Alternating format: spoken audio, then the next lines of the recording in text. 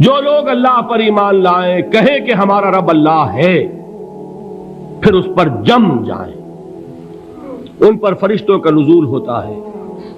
نہ کوئی غم کرو نہ خوف، خوشیاں مناؤ جنت کی جس کا تم سے وعدہ کیا گیا تھا۔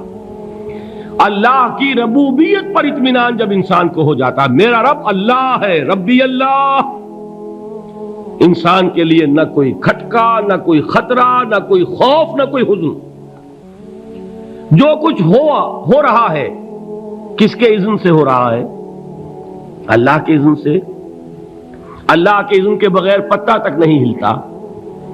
یہ کوئی اندھا بہرا مادہ نہیں ہے جس سے مجھے کوئی خوف ہو۔ اندھا بھینسا چلا آ رہا ہو، اس سے تو ڈرنے کا ہر انسان کو ڈرنا چاہیے، نہ معلوم کس کو ٹکر مار دے۔ لیکن نہیں، اس کائنات کو چلانے والا ایک سمیع و بصیر خدا ہے، وہ جو میرا دوست ہے، میرا ولی ہے۔ اللہ ولی الذین آمنوا یخرجہم من الظلمات الی النور۔ اللہ اہل ایمان کا ولی ہے، ساتھی ہے، پشت پناہ ہے، مددگار ہے، حمایتی ہے۔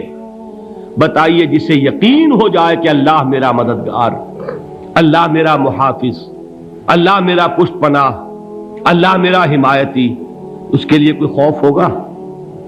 اس سے کوئی ڈر ہوگا؟ میں مثال دیا کرتا ہوں ایک بہت سادہ، پنجاب کے دیہات کی۔ تو بڑا چودھری ہے اور کوئی غریب کسان ہے۔ اس غریب کسان کے جانوروں کو ہر وقت اندیشہ ہوگا چوری کا، کوئی میری بھینس کھول کر نہ لے جائے، کوئی میرا بیل کھول کر نہ لے جائے۔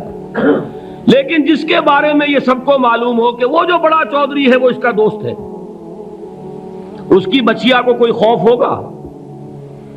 اس کی بھینس پر کوئی ہاتھ ڈالے گا؟ اسے کوئی اندیشہ ہوگا؟ نہیں۔ کیوں؟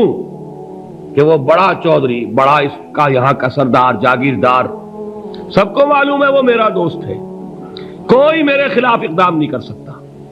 اس دنیا میں یہ چھوٹی سی بات اگر آپ کے دلی اطمینان اور سکون کا باعث بن سکتی ہے تو ذرا تصور کیجئے۔ میں لفظ تصور استعمال کروں گا صرف اس لیے کہ اس کا ہم جس کو کہتے ہیں ادراک اور شعور کر نہیں سکتے، اگر کے ساتھ کر سکتے۔ اگر یقین ہو کہ اللہ میرا مددگار اور یقین ہو کہ اللہ ہر آن میرے ساتھ ہے، پھر کوئی خوف، کس کا خوف؟ کوئی شے اللہ سے بالاتر ہے؟ کوئی قوت اس سے زیادہ طاقتور ہے؟ کوئی اس کے ارادے کو بدلنے والا ہے؟ کوئی اس کی مشیت کے آڑے آنے والا ہے؟ یہی بات ہے جو حضور نے فرمائی۔ یہ ایمان کا حاصل ہے لب لباب، کہ دیکھو اچھی طرح اس بات کو ذہن نشین کر لو، اگر تمام انسان مل کر تمہیں کوئی نقصان پہنچانا چاہے نہیں پہنچا سکتے، مگر جو کچھ اللہ نے لکھ دیا ہو، اور تمام انسان مل کر تمہیں کوئی نفع پہنچانا چاہیں نہیں پہنچا سکتے، مگر وہ شے جو اللہ نے طے کر دی ہو۔ آپ پھر میں کہوں گا ذرا طاری کیجئے، اسے فرض کیجئے، اسے سوچئے۔ اگر اس حدیث پر ہمارا دل ٹھکا ہوا ہو تو کسی سے ڈر ہوگا؟ یہ مجھے نقصان نہ پہنچا دے، یہ میری رپورٹ خراب نہ کر دے، یہ میری انکریمنٹ نہ رکوا دے، یہ میرا یہ نہ بگاڑ دے، یہ میرا یہ نقصان نہ پہنچا دے۔ اس کا ڈر، اس کا ڈر، اس کا خوف، اس کی خوشامد، اس کے لیے جا کر طرح طرح سے اپنی عزت نفس کو ذلیل کروانا اس کے سامنے، یہ سب کچھ کیوں کرتا ہے انسان؟ جب سمجھتا ہے کہ اس کے ہاتھ میں میرا کوئی نفع ہے، اس کے ہاتھ میں میرے لیے کوئی ضرر ہے، یہ مجھے کوئی گزن پہنچا سکتا ہے، یہ مجھے کوئی نقصان پہنچا سکتا ہے، یہ میرا کوئی کام بنا سکتا ہے، یہ میری کوئی ضرورت پوری کر سکتا ہے، اسی کا نام شرک ہے۔ جہاں آپ نے یہ سمجھا کہ غیر اللہ کے اندر کوئی طاقت موجود ہے، وہی شرک ہے۔ بتوں سے تجھ کو امیدیں، خدا سے نومیدی، مجھے بتا تو صحیح اور کافری کیا ہے؟ شرک تو یہ ہے۔ جس پر بھی تمہیں یہ خیال ہے، کلمہ ہے یہ کلمہ سوم، لا حول ولا قوت الا باللہ، ذرا اس پر دل کو کبھی اگر آپ تصور کریں، پھر فرض کریں، دل ٹھک جائے، اس پر کوئی طاقت نہیں۔ یہی بات تھی جو شیخ عبد القادر جیلانی رحمۃ اللہ علیہ نے اپنی وصیت میں اپنے بچے سے کہی. 11ویں دینے والے ہیں، لیکن حضرت شیخ عبد القادر جیلانی کی وصیت اور تعلیمات کو کتنے لوگ ہیں کہ جانتے ہو؟ یہ جن مقامات تک پہنچے ہیں وہ کس چیز کی بدولت پہنچے؟ انہوں نے جو پیغام دیا وہ کیا تھا؟ اے میرے بچے، جس طریقے سے قرآن مجید میں حضرت لقمان کی نصیحتیں جو ہے نقل کر دی گئی ہیں، میں یہ عرض کروں گا بالفرض اگر قرآن حضرت عبد القادر جیلانی کے بعد نازل ہوا ہوتا تو شیخ عبد القادر کی یہ نصیحتیں بھی قرآن میں درج ہوتی. اتنی اونچی نصیحتیں ہیں. اے میرے بچے، اس حقیقت کو ذہن نشین کر لے، لا فاعل فی الحقیقت ولا مؤثر الا اللہ. اس کائنات میں نہ کوئی فاعل حقیقی ہے نہ مؤثر حقیقی ہے سوائے اللہ کے. کسی شے میں کوئی تاثیر نہیں اگر اللہ نہ چاہے. آگ جلا نہیں سکتی اگر اللہ نہ چاہے. پانی ڈبو نہیں سکتا اگر اللہ نہ چاہے. زہر ہلاک نہیں کر سکتا اگر اللہ نہ چاہے. کوئی چیز فائدہ نہیں پہنچا سکتی اگر اللہ نہ چاہے. تو در در پہ کیوں سر جھکاتے ہو؟ در در پر کیوں جبیں سائی کرتے ہو؟ سب کے سامنے کیوں ہاتھ پھیلاتے ہو؟ ایک اللہ سے مانگو. ایک اللہ کے سامنے زمین پر اپنی جبین رکھو. لا فاعل فی الحقیقت ولا مؤثر الا اللہ. نظر آتا ہے ہمیں کہ پانی پیاس بجھا دیتا ہے. پیاس بجھانے کی صلاحیت پانی میں نہیں ہے، اللہ کے اذن سے. کھانا بھوک مٹا دیتا ہے. بھوک مٹانے کی صلاحیت کھانے میں نہیں ہے، اذن رب میں ہے. دیکھیے یہی یقین تھا. حضرت موسیٰ علیہ السلام کا واقعہ یاد کیجئے. سامنے سمندر آ گیا ہے. قوم دیکھتی ہے پیچھے کہ گرد و غبار کا طوفان ہے. معلوم ہوا کہ فرعون اپنے لشکر سمیت آ گیا ہے. لشکر جب چلتا تھا تیز رفتاری کے ساتھ تو گرد و غبار کا جو طوفان اٹھتا تھا اس کا تصور کیجیے. اور لمحہ بلمحہ وہ قریب آ رہا ہے. پوری قوم نے کیا کہا؟ اے موسیٰ انا لمدرکون. اے موسیٰ ہم کو پکڑے گئے. قرآن مجید نے تو یہاں وہ باتیں نہیں لکھی ہیں، لیکن تورات میں یہ درج ہے کہ بنی اسرائیل جھگڑنے لگے، دست و گریبان ہو گئے موسیٰ کے ساتھ. موسیٰ ہمیں یہاں مروایا لا کر، اس سے تو ہم ہی بہتر تھے. وہاں کھانے کو ملتا تھا، زندگی تو تھی، بیگار ہم کر رہے تھے، موت تو نہیں تھی. اب جو کچھ ہوگا اس کا تصور کرو، جس طریقے سے ہمارے ٹکڑے اڑائے جائیں گے.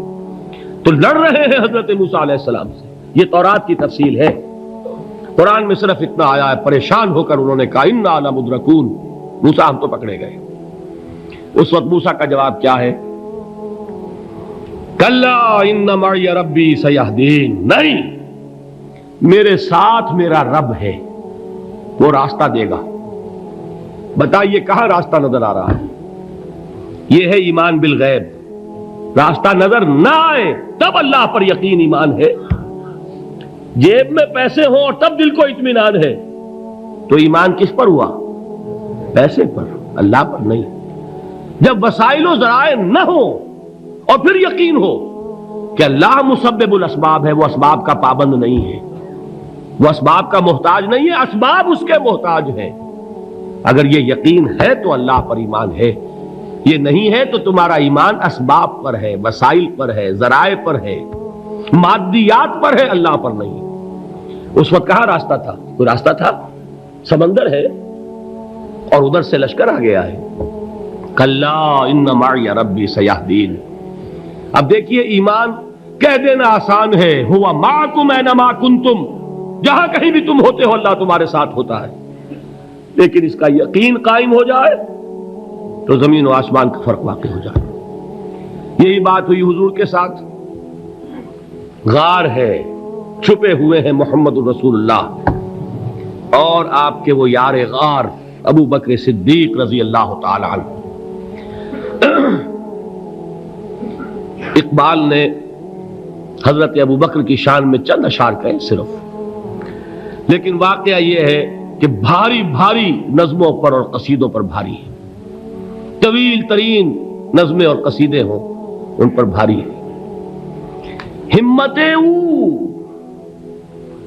ابو بکر کی ہمت جو ہے کشت ملت را چو ابر، جیسے بارش سے کھیتی اپجتی ہے، ابو بکر کی ہمت اور عزیمت اس امت کو اسی طرح سینچنے والی ہے۔ ثانیے اسلام و غار و بدر و قبر، وہ دوسرے تھے اسلام میں، دوسرے پہلے کون تھے؟ انا اول المومنین، حضور فرماتے ہیں سب سے پہلا ایمان لانے والا میں، دوسرے ابو بکر۔ ویسے ہمارے ہاں یہ چلتا ہے اختلاف، حضرت علی پہلے ہیں کہ حضرت ابو بکر پہلے ہیں، لیکن اس میں بڑی خوبصورت تطبیق قائم کی ہے علماء نے، اور بہت صحیح ہے۔ چار کے بارے میں فیصلہ ہی مت کرو کہ کون پہلے ہے، ان کی ایک عجیب تقسیم کر دی ہے۔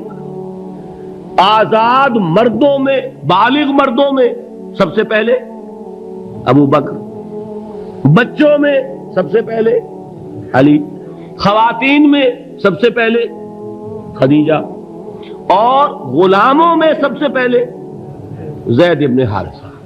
بڑی پیاری تقسیم ہے، یہ چاروں ہی پہلے ہیں، ہر ایک کے لیے اولیت ہے۔ اور واقعہ یہ ہے کہ اگر زمانی اعتبار سے تعین ہوگا تو پہلے خدیجۃ الکبریٰ آئیں گی رضی اللہ تعالی عنہ، کسی اور سے بات کرنے کی نوبت بعد میں آ سکتی ہے، پہلے تو اہلیہ محترمہ سے بات ہوئی، آتے ہی پہلی وحی ہوئی ہے، ابھی تبلیغ کا حکم نہیں تھا، کس کو بتایا واقعہ؟ ابھی اپنی نبوت کی تبلیغ کا تو حکم ہی نہیں آیا، واقعہ کس کا ہے؟ وہ خدیجہ کا ہے۔ جب کہا ہے کہ خشیت علی نفسی، مجھے اپنی جان کا اندیشہ ہے، تو کیا جواب دیا خدیجہ نے رضی اللہ تعالی عنہا؟ وہ صدیقۃ الکبریٰ ہے، صدیقات جو ہے خواتین ان میں چوٹی پر خدیجۃ الکبریٰ ہے رضی اللہ تعالی عنہا، اور صدیق جو مرد ہیں ان میں صدیق اکبر ہے ابو بکر صدیق رضی اللہ تعالی عنہ، لیکن صدیقات میں چوٹی پر۔ جب حضور نے فرمایا خشیت علی نفسی، کیا فرمایا؟ کیا عرض کیا؟ کیسے تسلی دی؟ نہیں نہیں، اللہ آپ کو ضائع نہیں کرے گا، آپ غریبوں کے ہمدرد ہیں، آپ مساکین کے تکالیف رفع کرنے والے ہیں، آپ بیواؤں کی سرپرستی کرتے ہیں، آپ مسافروں کی خدمت کرتے ہیں، اللہ آپ کو ضائع نہیں کرے گا۔ یہ یقین ہے اس خاتون کے اندر۔ خیر وہ ایک علیحدہ بات ہو جائے گی۔ میرے دل پر حضرت خدیجہ رضی اللہ تعالی عنہ کی شخصیت کا بڑا گہرا نقش ہے، جو وہ کوئی اور ہی وقت اور موقع ہوا تو بیان ہوگا۔ بہرحال اقبال نے ایک مصرے میں جو چار اولیتیں جمع کر دی ہیں، ہمت او کشت امت را چو ابر، ثانی اسلام و غار و بدر و قبر۔ اسلام میں حضور کے بعد پہلے کون؟ ابو بکر۔ غار میں حضور کے ساتھ کون؟ ابو بکر۔ بدر کی رات اللہ کا رسول سربسجود وہ جھاڑ، وہ گھاس پھوس کی جو جھوپڑی بنائی گئی تھی، اور وہاں تلوار ننگی لے کر پہرا دینے والا کون؟ ابو بکر۔ اور اس حجرہ عائشہ میں محمد کے بعد سب سے پہلے دفن ہونے والا کون؟ ابو بکر رضی اللہ تعالی عنہ صلی اللہ علیہ وسلم۔ وہ جو معاملہ میں سنا رہا تھا غار ثور کا، حضرت ابو بکر بھی حضور کے خیال سے لرز گئے ہیں۔ آپ کو یاد ہوگا کہ جا کر پہلے تمام جتنے سوراخ تھے انہیں بند کیا ہے، ایک سوراخ رہ گیا تھا جس کو بند کرنے کے لیے کوئی کپڑا نہیں تھا، وہاں اپنی ایڑی رکھی ہے، تب کہا ہے حضور سے تشریف لائیے، اور اپنے زانو پر حضور کو لٹایا ہے، اور وہاں کسی موذی جانور نے کاٹا ہے، حضور کی آنکھ لگ گئی تھی، اس وقت اس بل کے اندر جو بھی بچھو ہے کیا ہے واللہ عالم، اس نے کاٹا ہے، اس کی تکلیف کی وجہ سے ابو بکر کی آنکھوں سے آنسو ٹپک گئے، حضور کے چہرے مبارک پر پڑے ہیں، تو حضور جاگے ہیں، معاملہ کیا ہے؟ ایڑی نہیں ہٹائی وہاں سے، مبادا وہ جانور وہاں سے نکل کر محمد الرسول اللہ کو کوئی گزن پہنچا دے، ابو بکر کی ایڑی ہے، جس طرح چاہے کھا لے، ختم کر دے، جان نکل جائے تب کوئی آنچ آئے محمد پر تو آئے، لیکن جیتے جی نہیں۔ وہ ہے ابو بکر حضور کے خیال سے۔ اس وقت حضور نے پھر اپنا لعاب دہن لگایا ہے، اور اس سے پھر آپ کی تکلیف ختم ہوئی۔ جیسے خیبر میں حضرت علی کی آنکھ دکھ رہی تھی، اس کو جو شفا حاصل ہوئی ہے وہ بھی حضور کے لعاب دہن سے ہوئی۔ تو بہرحال اس وقت انہوں نے کہا ہے کہ اے نبی یا رسول اللہ، اگر اس وقت ان میں سے کسی نے غیر ارادی طور پر بھی اپنے قدموں کی طرف جھانک لیا تو پکڑے جائیں گے۔ کیا جواب تھا اللہ کے رسول کا؟ لا تحزن ان اللہ معنا، اللہ ہمارے ساتھ ہے، کیوں گھبراتے ہو ابو بکر؟ یہ ہے ایمان باللہ، میرا مالک اللہ، میرا رازق اللہ، میرا محافظ اللہ، میرا مددگار اللہ، میرا پشت پناہ اللہ، میرا دوست اللہ۔ یہ دوستی ہے اللہ کی جو لب لباب ہے، حاصل ہے ایمان کا، اسی کا نام ولایت ہے۔ اولیاء اللہ کے سروں پر سینگ نہیں ہوتے، جس کے دل میں ایمان راسخ ہو چکا ہو وہی اللہ کا ولی ہے، جسے اللہ پر یقین ہو چکا ہے وہی اللہ کا ولی ہے، جسے یقین ہے اللہ میرے ساتھ ہے، میرا مددگار، میرا پشت پناہ، میرا ساتھی، میرا دوست، میرا محبوب، میرا محب۔ اللہ اہل ایمان سے محبت کرتا ہے، واللہ یحب الصادقین، ان اللہ یحب الذین یقاتلون فی سبیلہ صفا کانہم بنیان مرصوص۔ اللہ محبت کرنے والا، اہل ایمان محبوب، اور اہل ایمان محبت کرنے والے اللہ محبوب۔ والذین آمنوا اشد حبا للہ۔ آپ تصور کیجئے جسے یہ رشتہ ایمان یا رشتہ ولایت حاصل ہو جائے، الا ان اولیاء اللہ لا خوف علیہم ولا هم یحزنون، آگاہ ہو جاؤ، اللہ کے دوستوں کے لیے نہ کوئی خوف ہے نہ کوئی